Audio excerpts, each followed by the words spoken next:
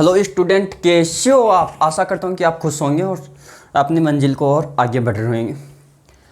हम पिछले इस न्यूक्लियर में पढ़ रहे थे दोस्तों कि जो कि प्रति न्यूक्लियर नाभिकीय बंधन ऊर्जा के बारे में, जो कि नाभिक के अस्तित्व के बारे में बताती है। यानी बंधन ऊर्जा बटा और द्रव्यमान संख्या का अनुपात क्या प्रति न्यूक्लियर बंधन ऊर्जा होती है। इसके बारे में हम अध्ययन कर रहे थे पिछले। अब इस टॉपिक को आगे बढ़ाएंगे। जो भी स्टूडेंट, जो भी श्रेणियाँ हमारे चैनल पर नए हो, एजुकेशन चैनल, वो चैनल को सब्सक्राइब करें और बेल आइकन दबा लें ताकि उसको आने वाले नोटिफिकेशन मिल सके। आप सभी का इस एजुकेशन चैनल पर तहे दिल से श्रेणियों का स्वागत है।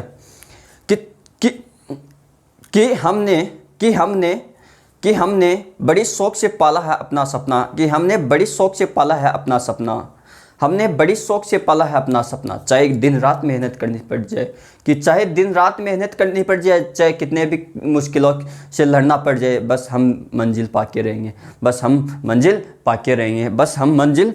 रहेंगे दोस्तों। क्या हम मंजिल पाके रहेंगे।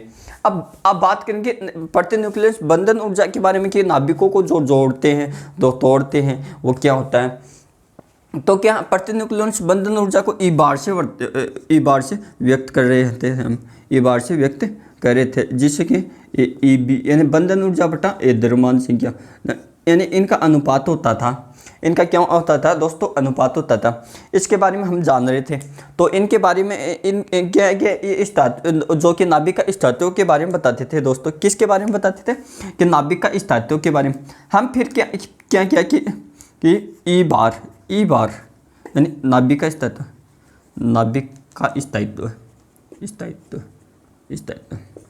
तो ये हमने क्या प्रति न्यूक्लियर बंधन ऊर्जा का एमटीआर लिख लिया था, यानी ये एमटीआर था प्रति न्यूक्लियर। अब क्या ई बार और ए द्रव्यमान संख्या, यानी बंधन ऊर्जा और द्रव्यमान संख्या के मध्य जो ग्राफ बनता है उसे क्या है? बंधन ऊर्जा ग्राफ कहते हैं। क्या कर देंगे कि बंधन ऊर्जा मेगा इलेक्ट्रॉन वोल्ट में। अब क्या हमने हाइड्रोजन की क्या होती है? लगभग 2 या 3 के मेगा इलेक्ट्रॉन वोल्ट के बीच में होती है मेगा, जो हमने ऊर्जा ज्ञात करेंगे तब। अब उसके बाद में हाइड्रोजन परमाणु यानी उसका तीसरा समस्थानिक, उसके लगभग 3, फिर हीलियम की। ऐसे क्या है बंधन ऊर्जा ग्राफ बनता है, इसके माध्यम जैसे जैसे ऊर्जा। अब आपको क्या है? ये फ्लोरीन है, फ्लोरीन जिसका परमाणु 26 होता है। इसकी सबसे ज़्यादा होती है 8.7 मेगा इलेक्ट्रॉन वोल्ट। तो आपको कंपटीशन में एक तो ये पूछता है कि सबसे ज़्यादा नाभिक के प्रति न्यूक्लियर से बंधन ऊर्जा सबसे ज़्यादा किसकी, यानी जिसकी जो प्रति न्यूक्लियर से बंधन ऊर्जा दोस्तों ज़्यादा होती है, वो क्या सबसे ज़्यादा स्थित है।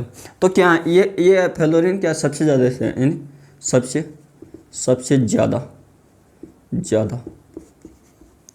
स्थायी होता है आयरन। ठीक है दोस्तों, क्या सबसे ज़्यादा स्थायी होता है। इसकी ये पूछेगा इसकी ऊर्जा कितनी होती है। अब ये क्या, ये डायग्राम बना लेना दोस्तों, ऐसे बनेगा।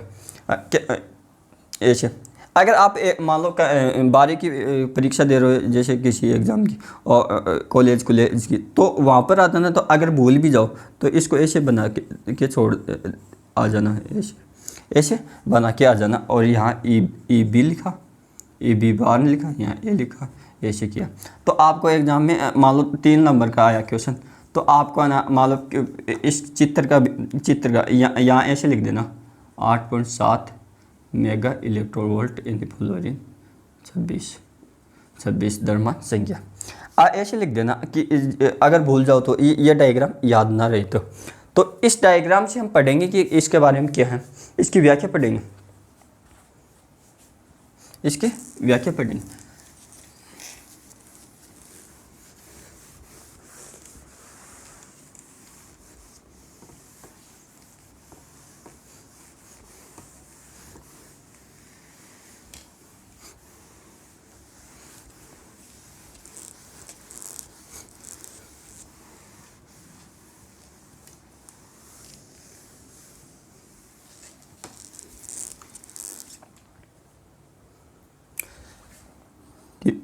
बंधन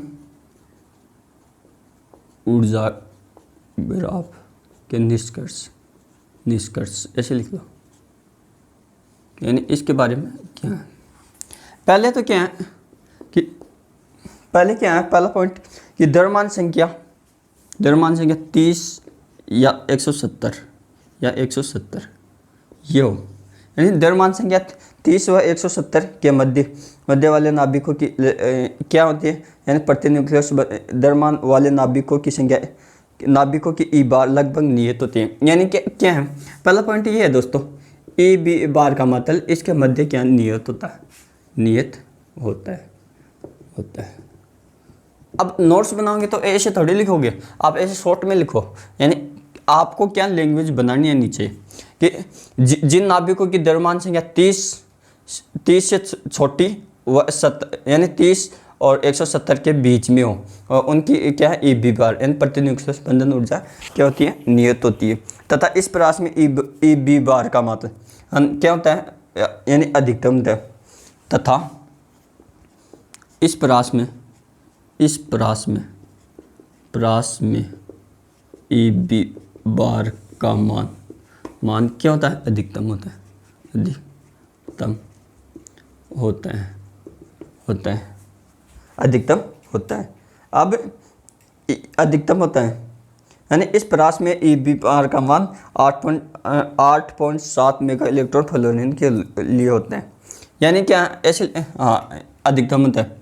तथा फ्लोरीन के लिए 26 के लिए 8.7 मेगा इलेक्ट्रोवोल्ट अधिकतम होता है।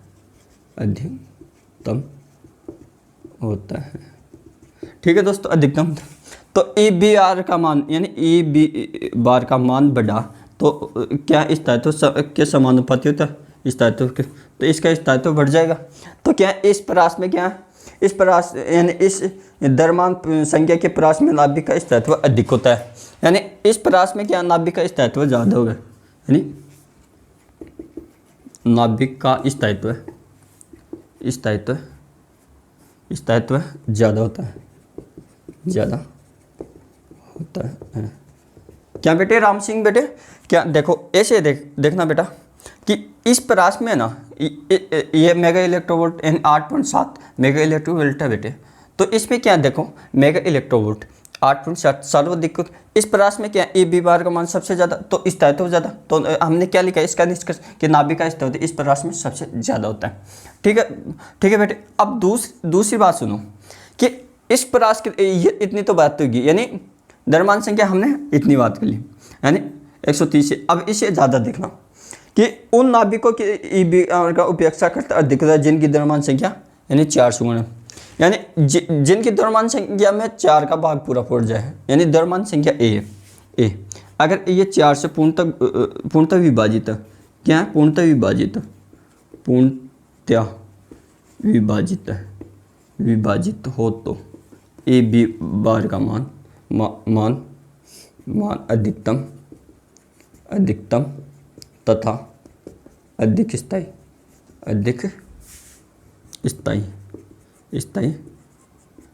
होते हैं, है ना। क्या जिन नाभिक के लिए यानी ए बी बार का मान क्या 4 से पूर्णतः विभाजित हो, क्या 4 से पूर्णतः विभाजित हो।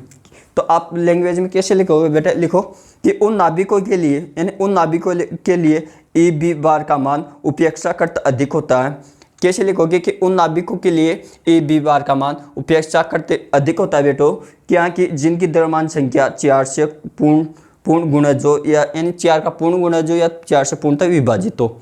मान लो 200 है, क्या 200 इसमें 4 का भाग दो पूर्णतः विभाजित है, तो इसकी ई बी बार का मान अधिकतः होगा, है ना।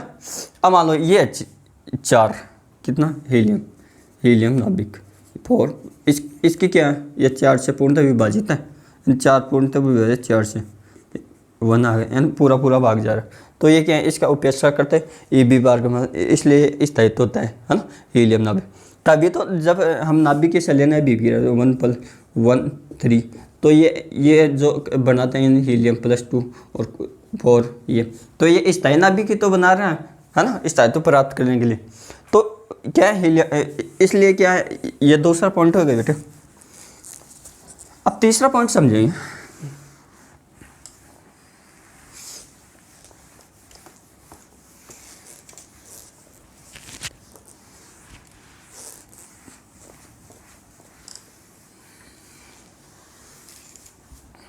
तीसरा पॉइंट समझेंगे कि जिन नाभिकों का ई बी बार का मान अधिक होता है वो स्थायी नाभिक होता है, जिनका कम होता है यानी स्थायित्व, नाभिक का स्थायित्व यानी ई बी बार पे निर्भर करता है। ऐसे भी लिख सकते हो, नाभिक का स्थायित्व ई बी बार पर निर्भर करता है, निर्भर करता है। यानी ई बी बार, यानी इसका मतलब क्या है, ई बी बार समान रूप से नाभिकों का स्थायित्व है, स्थायित्व। ऐसे लिख सकते हैं ना, ऐसे लिख सकते हैं दोस्तों। अब क्या हुआ कि हल्के नाभिक होती है, मान लो हल्के नाभिक, वहाँ द्रव्यमान संख्या 30 से कम है। तो हल्के नाभिक, ऐसे सोचो कि मान लो कोई इंसान गरीब है, वो अमीर बने तो क्या करेगा, क्या करेगा, वो कमाएगा, एनर्जी बढ़ाएगा। उसी प्रकार के हल्के नाभिक क्या संलयन करेंगे, संलयन के लोगों को जोड़ेंगे। तो जोड़ने के बाद में क्या इसकी द्रव्यमान संख्या बढ़ेगी, यानी द्रव्यमान संख्या बढ़ेगी। तो जिन नाभिकों की संख्या, ऐसे लिखा, जिन नाभिकों की द्रव्यमान संख्या 30 से कम हो वह संलयन अभिक्रिया करते हैं। यानी जिन नाभिकों की संख्या 30 से कम हो वह संलयन अभिक्रिया करते हैं तथा वह एक बाहरी नाभिक का निर्माण करती है और मध्यवर्ती नाभिक से उपेक्षा करते, उसका स्थायित्व कम होता है। स्थायित्व प्राप्त करने के लिए नाभिक के संलयन में भी, और जिन नाभिकों की द्रव्यमान संख्या कितनी हो, यानी 170 से अधिक हो, ज़्यादा हो, वो क्या, ये तो संलयन कर लेंगे, ये संलयन अभिक्रिया करके, संलयन अभिक्रिया से अभिक्रिया करके मध्यवर्ती नाभिक का निर्माण करके ई बी बार का मान बढ़ाते हैं तथा स्थायित्व प्राप्त करें।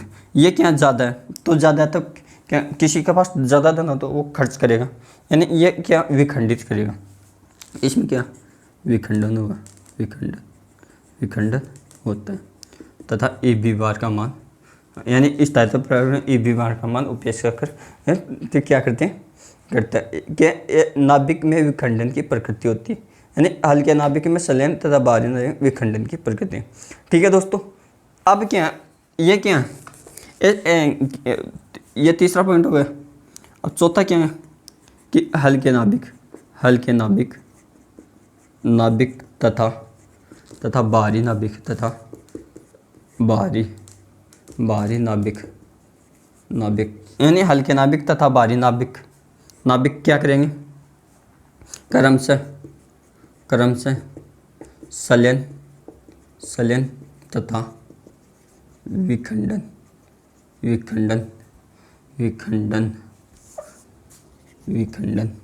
यानी विखंडन की प्रक्रिया से ऊर्जा मुक्त करते हैं, विखंडन की प्रक्रिया से ऊर्जा मुक्त करते हैं दोस्तों।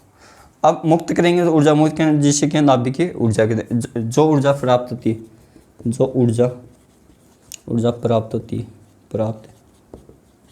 है उसे नाभिक की ऊर्जा कहते हैं, न्यूक्लियर एनर्जी कॉल्ड कहलाती है ना, न्यूक्लियर एनर्जी कहलाती है। यानी प्रत्येक नाभिक के लिए नाभिक के बंधन ऊर्जा धनात्मक होती है, यानी जो भी वो होता है ना दोस्तों कि प्रत्येक नाभिक, उसकी नाभिक की बंधन ऊर्जा क्या धनात्मक, यानी क्यों है कि प्रत्येक नाभिक में न्यूक्लियन के मध्य एक आकर्षण बल कार्य करता है जिसे नाभिकीय बल कहते हैं। क्या कि नाभिक किससे बना था, इन प्रोटॉन प्लस और न्यूट्रॉन 1, इससे बन के नाभिक, यानी ये नाभिक के क्या अवयव, इनके मध्य क्या है, परबल आकर्षण बल लगता है, परबल आकर्षण बल, और इनके मध्य लगने वाला नाभिक बल क्या है, नाभिकीय बल दोस्तों, क्या नाभिकीय बल। अब क्या नाभिक में प्रत्येक नाभिक की क्या बंधन ऊर्जा ई बी बार का मान क्या था, पॉजिटिव होता है दोस्तों। तो कि प्रत्येक नाभिक के लिए जो प्रत्येक न्यूक्लियस बंधन ऊर्जा का मान धनात्मक होता है, और नाभिक में प्रोटॉन पर न्यूट्रॉन या न्यूक्लियस के मध्य लगने वाला बल नाभिकीय बल कहलाता है। यह पॉइंट लिख लो, अब लिखो बेटो, लिखो।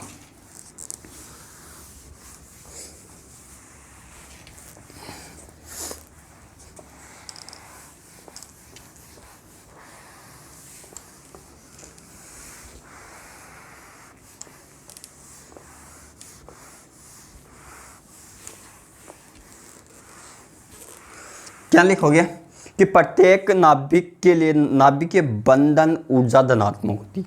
क्या लिखोगे 500 पॉइंट कि प्रत्येक नाभिक के लिए नाभिकीय बंधन ऊर्जा ई बी बार का मान धनात्मक होता है। क्या होता है?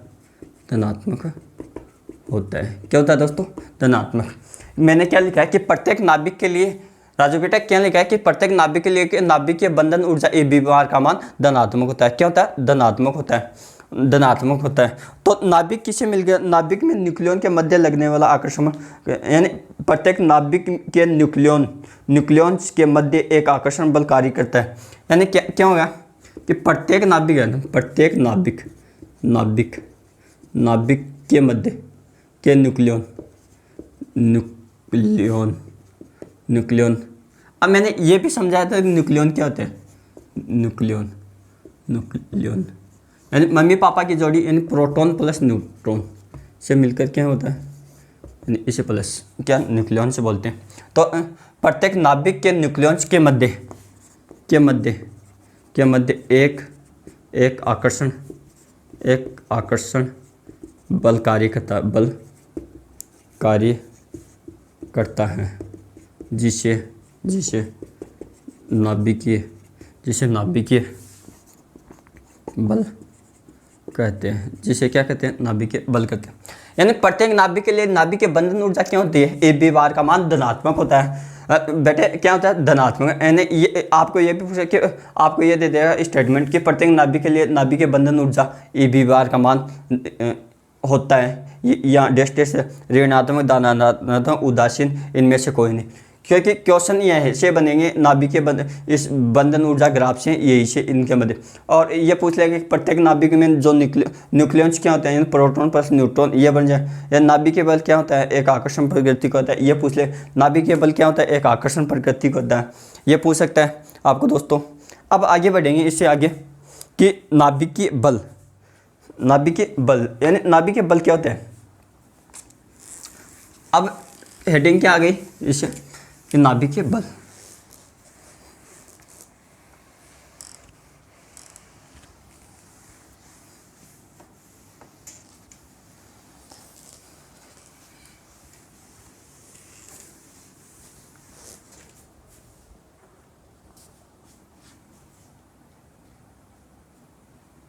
क्या है?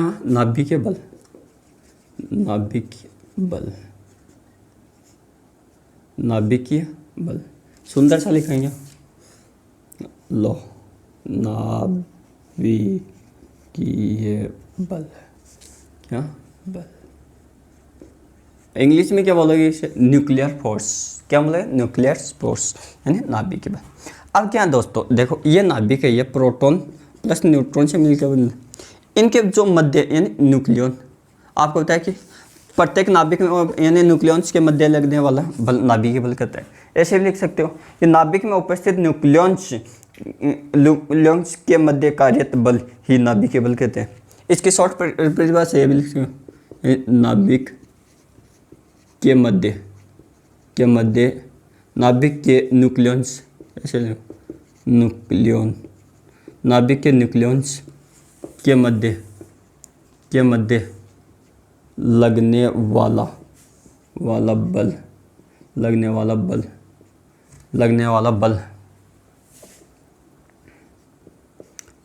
बल न्यूक्लियर फोर्स कॉल्ड कहलाता है। क्या कहलाता है? यानी नाभिकीय बल कहलाता है। अब नाभिक में क्या प्रोटॉन या प्रोटॉन प्लस न्यूट्रॉन या न्यूट्रॉन और न्यूट्रॉन के मध्य जो बल लगता है, यानी नाभिक के मध्य लगने वाला नाभिकीय बल लगभग क्या होता है? नियत होता है। यानी इनके मध्य लगने वाला बल का परिणाम क्या होता है? नियत होता है। यानी इनके मध्य लगने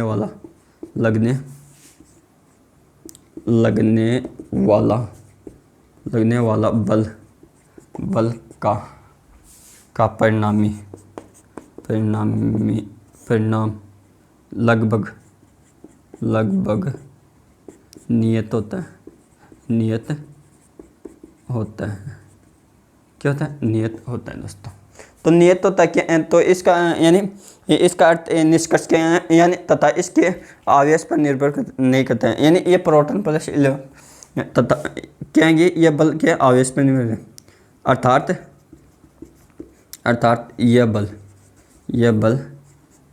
नाभिक के आवेश पर निर्भर नहीं करता है, निर्भर नहीं करता है दोस्तों, क्या निर्भर नहीं करता, यानी क्या हो गए कि ये क्या नाभिक के बल निर्भर नहीं करते, ये प्रकृति के मूल बलों में से सबसे प्रबल बल है, प्रकृति के मूल बलों में से क्या सबसे प्रबल बल है, यानी प्रकृति में बल पाए जाते हैं, जैसे गुरुत्वाकर्षण बल, जो इलेक्ट्रॉन बल, यानी कूलाम बल, क्या कूलाम बल हुआ, न्यूटन का बल हुआ, यानी क्या हो गया न्यूटन का बल और गुरुत्वाकर्षण बल, ये क्या है, ये प्रकृति में सबसे ज़्यादा होते हैं, प्रबल बल होता है। अब हेडिंग लगाओ आगे, इसी में लिखना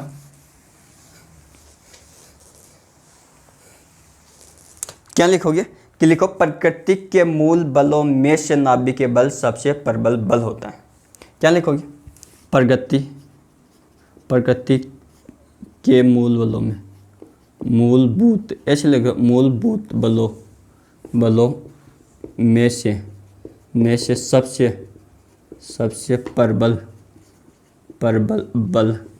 बल होता है। कौन सा बल होता है, नाभिक के बल, कौन सा नाभिक बल होता है, यहाँ लिख लेना कि प्रकृति के मूलभूत बलों में से सबसे प्रबल बल कौन सा होता है। आपको एग्जाम में यही पूछा कि प्रकृति में पाए जाने वाले मूलभूत बलों में से सबसे प्रबल बल का नाम लिखिए या बताइए, निम्न में से कौन सा अवसद है, तो क्या नाभिक के बल, क्या हो गया नाभिक के बल। अब क्या दोस्तों देख लो, यानी गुरुत्वाकर्षण बल जी एफ, यानी जो होता है ना आवेशों के मेरा स्थिर वैद्युतिक कूलाम बल, यानी उसका मान एन, यानी न्यूटन के द्वारा जो गुरुत्वाकर्षण का नियम दिया उससे लगने वाले दो द्रव्यमानों के बीच में लगने वाले बल का मान कितना होता है वो, और एफ डब्ल्यू यानी ग्रेविटी यानी गुरुत्वाकर्षण यानी पृथ्वी के कारण, इसका मान तो कितना गया 1, इसका मान क्या 10⁻36, इसका मान क्या 10, ये क्या नाभिकीय बल है, ये क्या नाभिकीय बल है, नाभिकीय, इसका मान क्या है 10⁻39, जबकि इसका मान, इसका द्रव्यमान वाला इसका मान 10⁻27। तो इसमें तुलना करो बलों की, सबसे ज़्यादा इसका तो यह प्रकृति में सबसे क्या अधिक प्रबल है, और उससे कम इससे कम क्या है गुरुत्वाकर्षण, इससे कम है यानी जो कूलाम बल, उसके बाद में द्रव्यमान यानी गुरुत्वाकर्षण बल, इसमें ग्रेविटी, इसका मान 1 होता है। अब क्या है ये पूछ सकता है दोस्तों, आपको यही पूछेगा, ये रटने की जरूरत भी नहीं, ये सब ये किस कोटि का होता है 10⁻39 ये पावर की कोटि का होता है। नए प्रकृति के मूलभूत बलों में से सबसे प्रबल बल कौन सा, नाभिकीय बल है। इतना पूछेगा कि नाभिकीय बल की परास से लघु परास होती है, यानी नाभिकीय बल है ना, नाभिकीय बल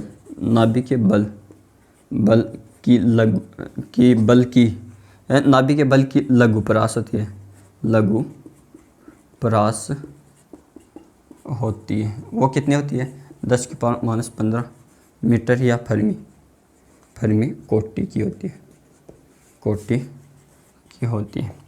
कि नाभिकीय बल की परास कितनी होती है, यानी 1 फर्मी की होती है। आपको 1 फर्मी बराबर ये भी पूछा, 1 फर्मी बराबर कितना 10⁻15 मीटर, ये मान भी पूछ सकता है।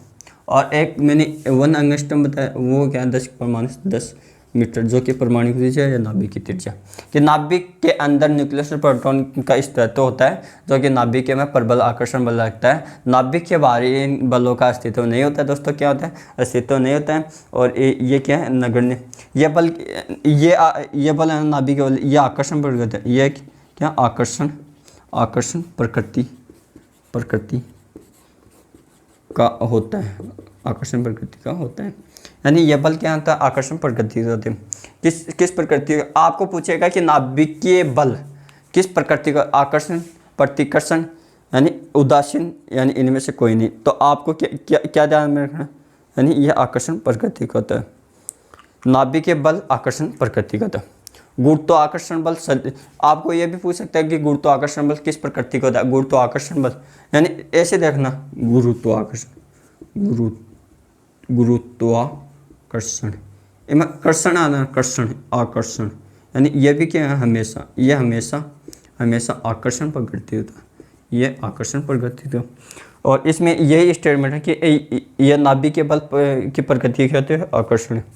नाभिकीय बल की प्रकृति क्या होती है, आकर्षण प्रकृति होती है। नाभिकीय बल की प्रकृति क्या, आकर्षण प्रकृति का होता है। अब क्या है दोस्तों कि आवेशित न्यूक्लियन या प्रोटॉन के मध्य कार्यरत बल नाभिकीय बल उनके मध्य कार्यरत कूलॉम बल से अधिक होता है। यानी आपको पता है कि कूलॉम बल से अधिक होता है, यानी इसका मान इसका ज़्यादा है, इसका कम है, यही तो बात बोल रहा है। तो आप लिखो कि आवेशित न्यूक्लियन या प्रोटॉन के मध्य कार्यरत नाभिकीय बल, यानी आवेशित न्यूक्लियन प्रोटॉन के मध्य कार्यरत नाभिकीय बल उनके मध्य कार्यरत कूलॉम बल से अधिक होता है। क्या होता है दोस्तों, अधिक, यानी नाभिकीय बल के बाद इस नाभिक का प्रभाव समाप्त हो जाता है। नाभिकीय बल की उत्पत्ति का कारण क्या, मेसोन कणों का विनिमयीकरण। सबसे ज़्यादा इंपॉर्टेंट पॉइंट ये है कि नाभिकीय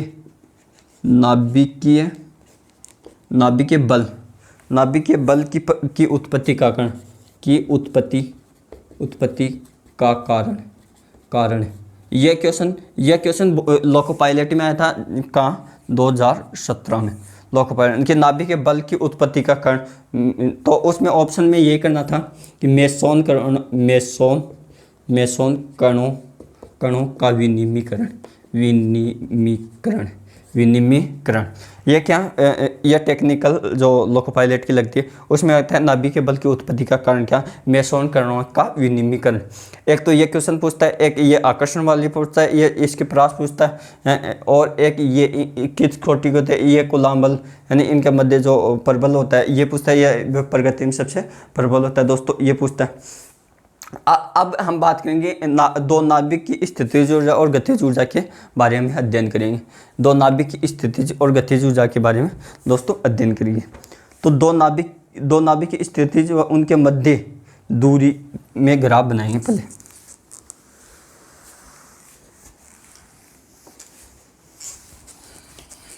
क्या बनाएंगे, ग्राफ बनाएंगे दोस्तों कि दो नाभिक की स्थिति और गतिज ऊर्जा के मध्य, यानी दो नाभिकों की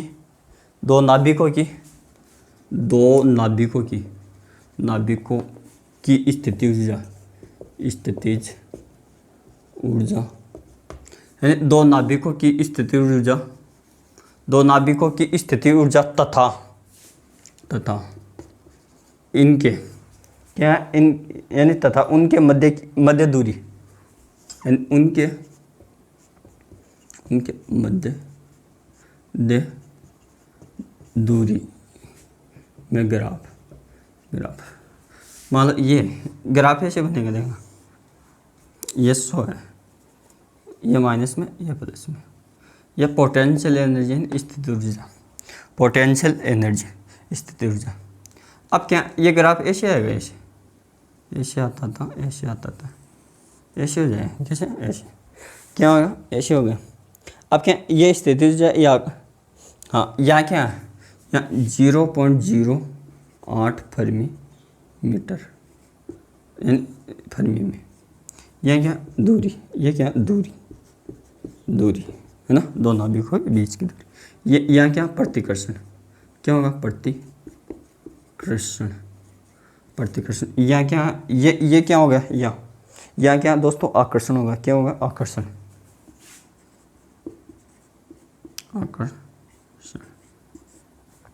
अब देखना आप ऐसे ध्यान रखना, यानी समान आवेश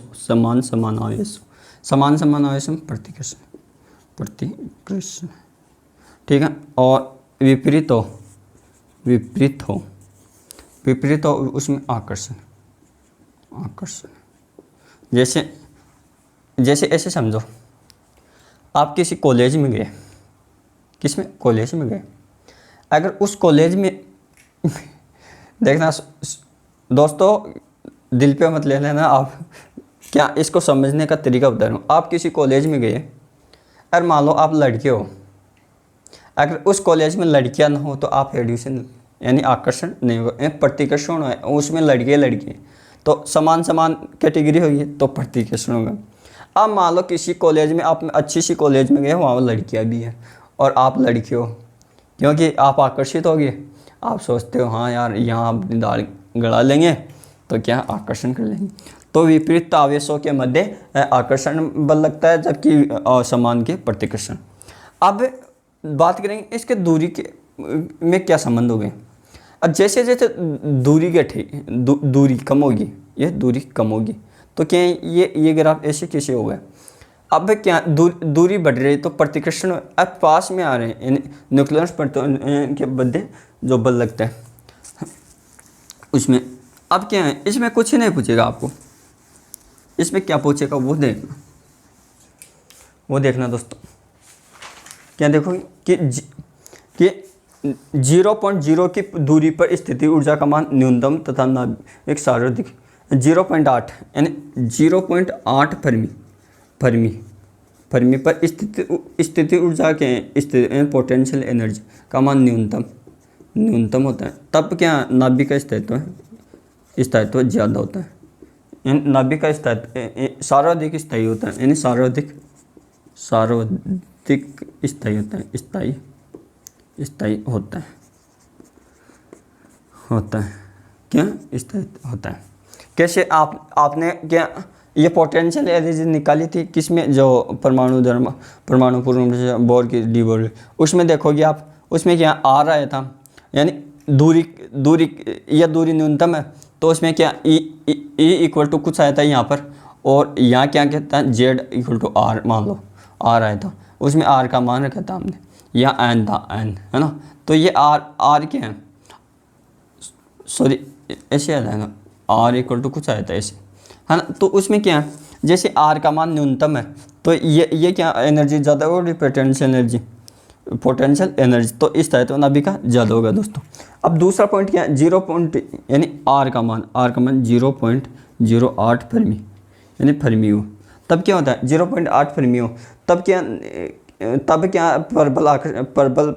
परबल यानी बल क्या प्रतिकर्षण प्रगति का बल क्या प्रतिकर्षण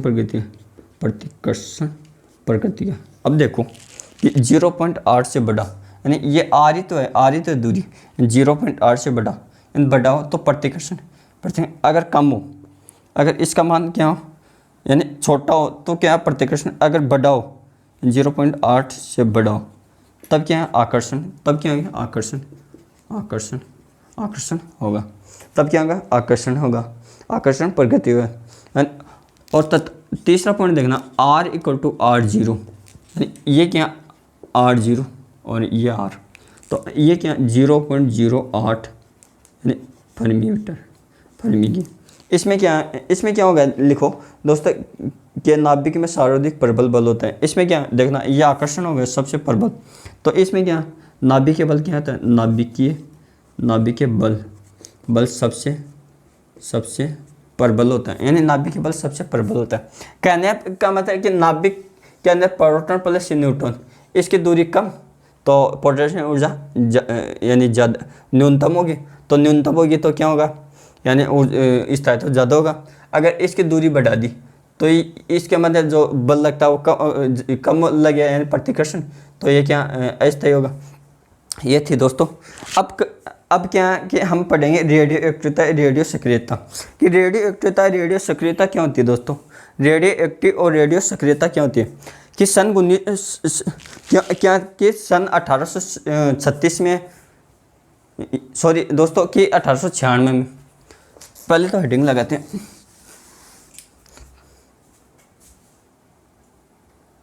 अब क्या पढ़ेंगे कि रेडियो सक्रियता या रेडियो एक्टिवता या रेडियो सक्रियता क्या है, रेडियो सक्रियता रेडियो सक्रियता, हेडिंग क्या लगाओ, रेडियो सक्रियता, यानी इसको बोलते हैं रेडियो एक्टिवता। इसको क्या बोलते हैं, रेडियो एक्टिवता, एक्टिवता ये बोलते हैं दोस्तों। अब देखना, अब क्या कि 1896 में इसकी खोज किसने की, खोज किसने की, देखना ऐसे ध्यान में, रेडियो बाजियो, अरे बेवकूफ है ये, ना बेकुरल, कैसे बेकुरल। आपने देख मारवाड़ी में याद करो इसको, कि हमारे लोग क्या कहते हैं, भाई रेडियो मत बजा, बेवकूफ है ये, पढ़ाई गुन करेगी हैं, तो बेकुरल इसकी खोज कर दी। कि अब आप क्या लिखोगे, सन 1800 ऐसे लिख लेना चाहिए, लिख लो लैंग्वेज में, कि सन 1896 में बेकुरल ने रेडियो एक्टिवता की खोज की। सन 1800 क्या लिखोगे, सन 18 ऐसे लिख लो, लॉन्ग में लिखा दो, सन 1896 में रेडियो एक्टिवता की खोज बेकुरल ने की थी। अब क्या, रेडियो एक्टिवता की खोज तो कर दी, अब इसकी क्या यानी क्या होती है रेडियो एक्टिवता। रेडियो एक्टिवता दोस्तों वो के तत्व के नाभिक से विकिरण के स्वतः उत्सर्जन होने की घटना, यानी तत्व के नाभिक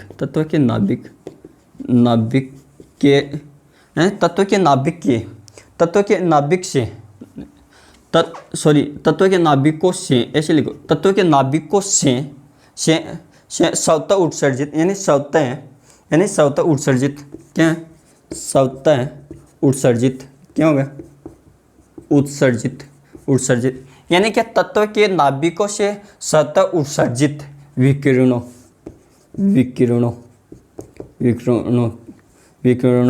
को, यानी तत्व के नाभिकों से स्वतः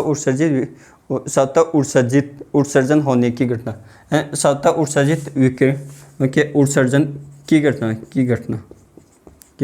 क्या, रेडियो सक्रियता,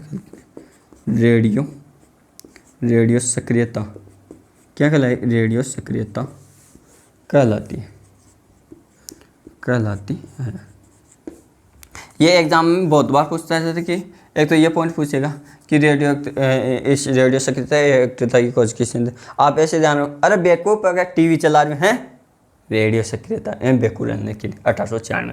अब ये देखना, सक्रियता ये गाना सुनूं, ये सुना, तो क्या तत्व के नाभिक में जो शब्द उत्सर्जित हो रहे कि ये सुनूं, ये देखूं, ये सीरियल देखूं, तो वह सक्रियता तो है। तो उसी प्रकार से तत्व के नाभिक में स्वतः उत्सर्जन विकिरण की घटना होती है ना, जो घटना होती है, हम सॉन्ग सुन रहे हैं, ये हो रहा है, तो वो क्या सक्रियता है। इसी प्रकार से नाभिक में कि तत्व के नाभिकों से क्या बेटे कि स्वतः उत्सर्जन विकिरणों की घटना होती है ना, उसे क्या सक्रियता कहते हैं। अब क्या कि ऐसे तत्व जिसमें सक्रियता का गुण पाए जाते हैं, यानी ऐसे तत्व मान लो ये गुण पाए जाते हैं, ये गुण पाए जाए, इन ऐसे तत्व जो नाभिक के सक्रियता का गुण पाए जाते हैं, उसे क्या रेडियो एक्टिव तत्व या सक्रिय नाभिक कहते हैं। यानी ऐसे तत्व देखो, ऐसे तत्व जिनमें रेडियो एक्टिवता का गुण पाया जाता है, ये सक्रिय नाभिक कहलाते हैं, सक्रिय नाभिक कहलाते हैं।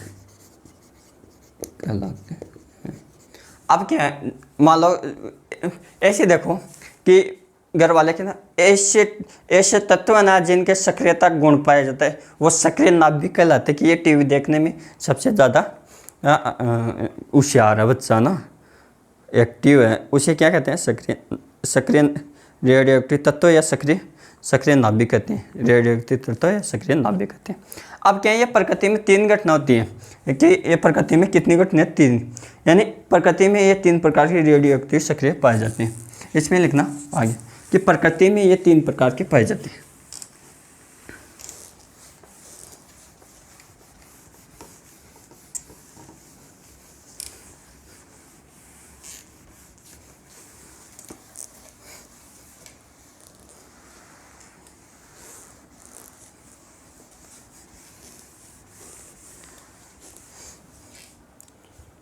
लिखो, प्रकृति में 3 प्रकार की रेडियो एक्टिविटी या सक्रियता पाई जाती है।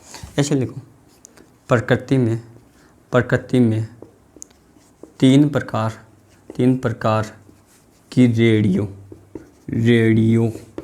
रेडियो सक्रियता लिखना या एक्टिविटा पाई जाती है। वो कौन से होते हैं? अल्फा, बीटा और गामा। कहते गामा, यानी पहली, दूसरी, तीसरी, यानी अल्फा, बीटा, गामा 6, इसे बोलते हैं 6। इसमें क्या आता है? हीलियम नाभिक का निर्माण होता है। इसमें क्या है? हीलियम नाभिक उत्सर्जित होता है, सॉरी निर्माण है उत्सर्जित, हीलियम नाभिक और उत्सर्जित होता है। आपको ये पता है अल्फा 6 में क्या होता है? हीलियम नाभिक उत्सर्जित होता है। इसमें क्या होता है? इसमें देखना, इसमें इलेक्ट्रॉन या पॉजिट्रॉन उत्सर्जित होते हैं। इसमें क्या है? इलेक्ट्रॉन या प्रोटॉन उत्सर्जित होते हैं, यानी इस दूसरे में क्या? Electron, proton. और तीसरे में यानी गामा 6 में, जिसमें उच्च ऊर्जा के फोटोन उत्सर्जित होते हैं। इसमें क्या है? गामा 6 में, इसमें क्या? उच्च ऊर्जा के फोटोन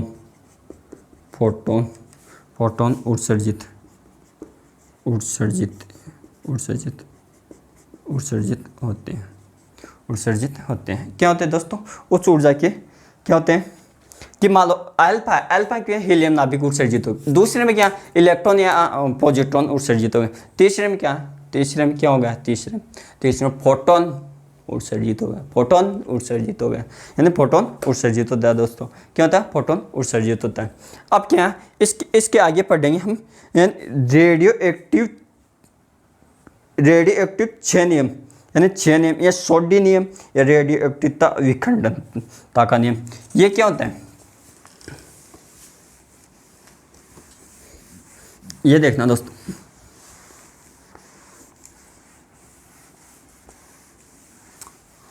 रेडियो एक्टिवता 6 नियम, ऐसे लिखो 6 नियम।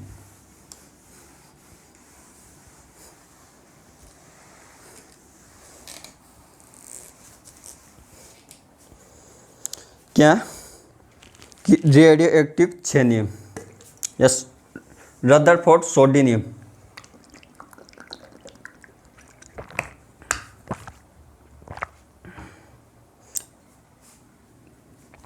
रेडियो एक्टिव 6 नियम, या इसका नाम क्या?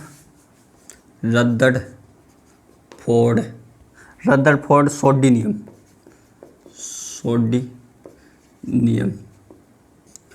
या रदरफोर्ड सोडी नियम, या इसका नाम है रेडियो एक्टिव विखंडन नियम, यानी रेडियो एक्टिव विखंडन नियम। रेडियो एक्टिव विखंडन नियम, रेडियो एक्टिव विखंडन नियम, ये होता है। अब क्या होता है? यानी किसी रेडियो एक्टिव पदार्थ के विखंडन की दर उस समय उपस्थित सक्रिय नाभिकों की संख्या के समानुपाती होता है। यानी किसी समय रेडियो विखंडन की दर उस समय उपस्थित सक्रिय नाभिकों की संख्या के समानुपाती होता है। क्या था? समानुपाती होता है। अब समानुपाती का निशाना उठाओगे आप, del upon D T upon क्या है? लैम्बडा। क्या होता है? रेडियो, यानी कैसे लिखोगे? ऐसे किसी रेडियोएक्टिव पदार्थ लिखो बेटे कि किसी रेडियोएक्टिव पदार्थ की विखंडन की दर, किसी रेडियोएक्टिव पदार्थ के विखंडन की दर उस समय उपस्थित सक्रिय नाभिकों की संख्या के समानुपाती होती है। उसे क्या कहते हैं?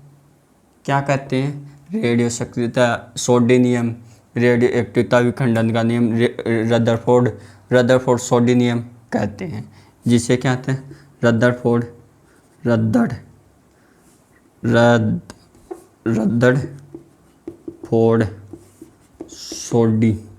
सोडी नियम कहते हैं, रदरफोर्ड सोडी नियम कहते हैं।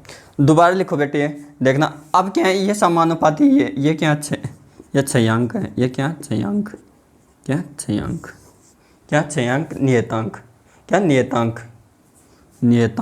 क्यों, कांस्टेंट है ना तो नियतांक।